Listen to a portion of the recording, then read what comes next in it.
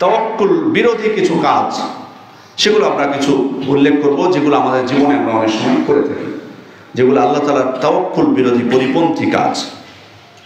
তার মধ্যে ওই হাদিসের দিকে ফিরে যায় যে হাদিসে আল্লাহ রাসূল বলেছিলেন বিনা হিসাবে তিনি ৭০,০০০, বিনা হিসাবে আল্লাহ তাআলা ৭০,০০০ মানুষকে জান্নাতে দিবেন। তাদের বৈশিষ্ট্য কি? সেখানে বলেছেন হুমুল্লাযিনা লা ইস্তারকুন, তারা রুকিয়া করে চায় না।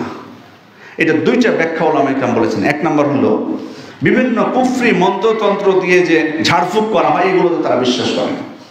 রুকিয়া শারঈয়া যেটা, সেটা বৈধ আমাদের জন্য। বৈধ ঝাড়ফুঁক যেটা কোরআন এবং সুন্নাহর দোয়া দিয়ে যেগুলো রুকিয়া করা হয়, এগুলো আমাদের জন্য বৈধ।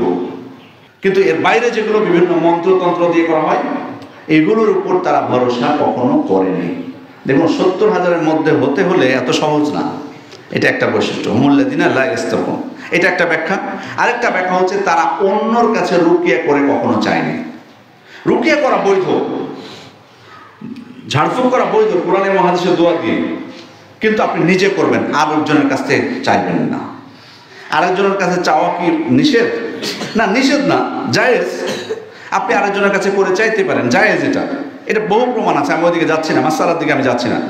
জায়েজ, আপনি আরেকজনের কাছে চেয়ে নিতে পারেন, কিন্তু উত্তম হচ্ছে আপনি নিজেই রুকিয়া করবেন, আরেকজনের কাছে চাইবেন না।